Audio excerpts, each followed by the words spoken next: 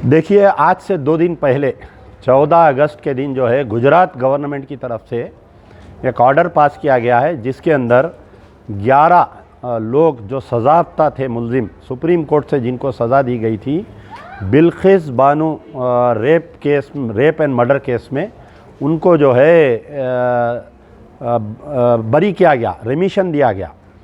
तो मैं थोड़ा बिल्किस बानो केस क्या है उसके बारे में आप लोगों को बतलाता चलूँ कि गुजरात जब राइट्स हो रहे थे 2000 गुजरात राइट्स में, तो 2002 गुजरात राइट्स में एक मुकाम रंदीकपुर विलेज, लिमाखाड़ा तालुक, दाहोद डिस्ट्रिक्ट में गुजरात में एक घर पर हमला किया गया। बिल्किस बानो नामी एक ख़वातीन जो 5 महीने की प्रेग्नेंट थी, उस पर हमला करके उसका रेप किया गया और उसके अफराद ख़ानदान को 7 लोगों को मार दिया गया। तो पहले तो गुजरात पुलिस में कंप्लेंट किया गया। जब इसका कोई वाक़या तहक़ीक़ात नहीं की जा रही थी तो ये केस सीबीआई को दिया गया।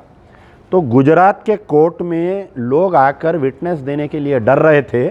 ये केस जो है महाराष्ट्र को शिफ्ट किया गया, मुंबई की सीबीआई अदालत में ये केस चल रहा था।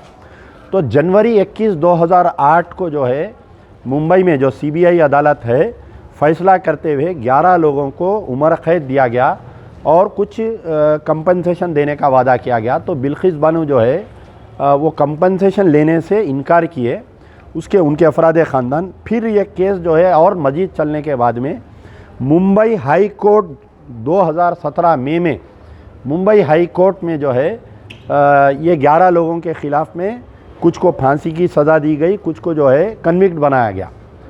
फिर ये फ़ैसला सुप्रीम कोर्ट तक गया।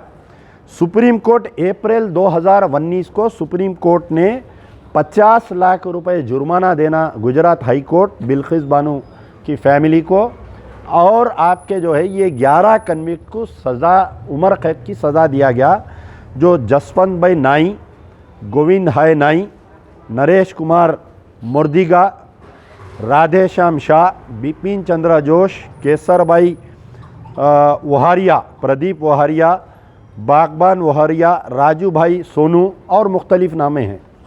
तो अब पहले तो ये जो गुजरात की गवर्नमेंट, ये जो इंडिपेंडेंस डे के दिन गुड ब्राह्मिन्स बोल के, शरीफ लोग हैं बोल के, इनको जेल से रिहा कर दिया गया। उम्र कैद के मायने नहीं, ताहयात जेल में रहना था इनको। सुप्रीम कोर्ट के वायलेशन करते हुए इनको जो है रिहाई दे दी गई। तो गुजरात गवर्नमेंट का रिमोट कंट्रोल जो है सेंट्रल में नरेंद्र मोदी और अमित शाह के पास है।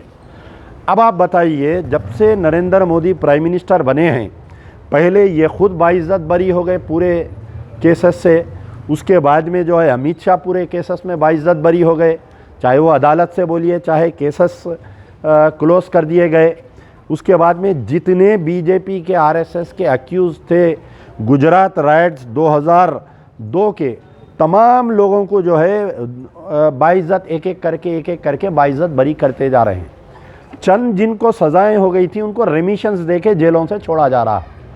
अब ये एक तरफ बीजेपी गवर्नमेंट ये बोलती बेटी बचाओ बेटी पढ़ाओ, तो आप बताइए कि क्या यही है रेप कन्विक्टों को जेल से आज़ाद करने का, बेटी बढ़ाओ बेटी पढ़ाओ। आज यहाँ पर जो है बात वाज़ेह हो गई कि बीजेपी जो है ना तो कोई नारी का सम्मान करती है, ना तो कोई नारी की इज़्ज़त करती है। जबकि कोई एक ख़वातीन का रेप हो रहा है तो उसके अंदर छोड़ दिया गया है। ये बड़े अफसोस की बात है। ऐसा ही जो है राजशेखर रेड्डी के दौर में एक खातिल को रेमिशन दिया गया था, तो उसके ख़िलाफ़ में कुछ human right activist supreme court approach हुए थे। बहुत कड़ी उसके अंदर ये आया था कि मर्डर और रेप अक्यूज़ को जो है रेमिशन नहीं दिया जा सकता। आज जो गुजरात गवर्नमेंट की है ये सुप्रीम कोर्ट के जजमेंट का वायलेशन है। ये कल अगर कोई अदालत को जाएंगे तो फिर ये 11 लोग जेल में जाने के इम्कानात है अगर इंडिपेंडेंट ज्यूरी काम की तो। और एक बात यह है कि 2 दिन पहले हमारे तेलंगाना के आईटी मिनिस्टर के.टी. रामाराव साहब एएनआई को एक स्टेटमेंट दिए कि ये जो 11 लोगों को छोड़े उसकी मैं सख्ती से निंदा करता हूँ। उनकी बहन जो एमएलसी है कविता, वो भी स्टेटमेंट दिए कि भाई हम जो है ये नारी के ख़िलाफ़ में हैं बीजेपी वाले जो हरकत करे हैं बोल के। यकीनन केटीआर का बयान और कविता का बयान जो है आज के दौर में इंसानियत का बयान है।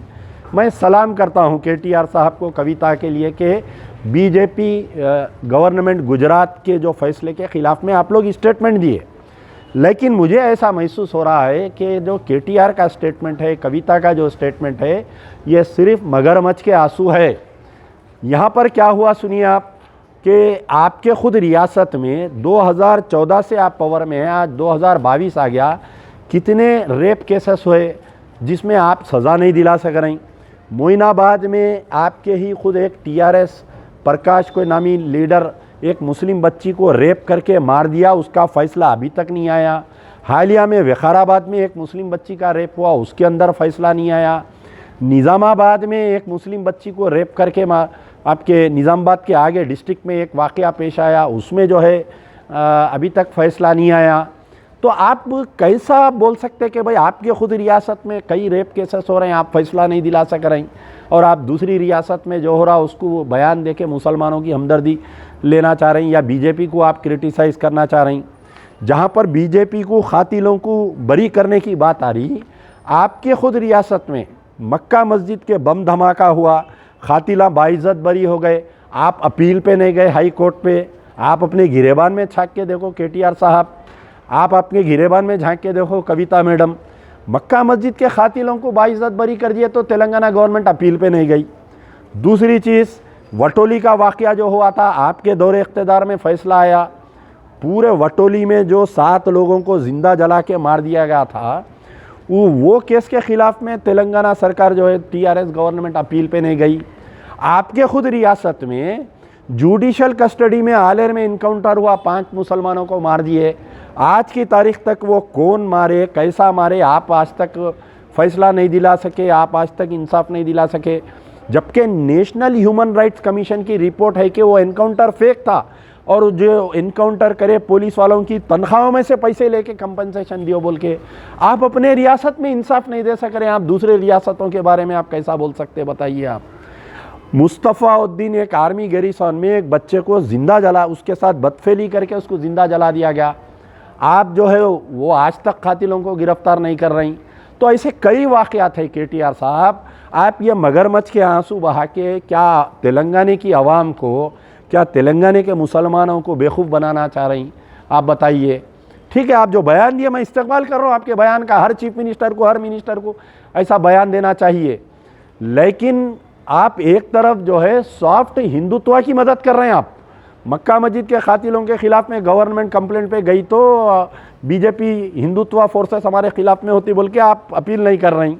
दूसरी तरफ आप आलेर एनकाउंटर के मामले में जो है मुस्लिम बच्चों को आप जितनों का इनकाउंटर करें ना, वो पूरे बच्चे बाइज्जत बरी हो गए ना, पूरे जने। तो आपकी करनी में, आपकी नीयत में, आपकी नीति में फ़र्क है आपके केटीआर साहब के। फिर आप में केटीआर में नरेंद्र मोदी में क्या फ़र्क है बताइए, कविता में योगी में क्या फ़र्क है बताइए आप भी वही चट्टे बट्टे के हैं, एक ही हम्माम के सब नंगे हैं। वो एक ही हम्माम में जो है मोदी भी है, अमित शाह भी है, केटीआर भी है, कविता भी है। तो आप पहले अपने गिरेबान में झांक के देखो। आप अपने गिरेबान में नहीं झांक के देख के आप जो है दूसरों को बोल रहे हैं।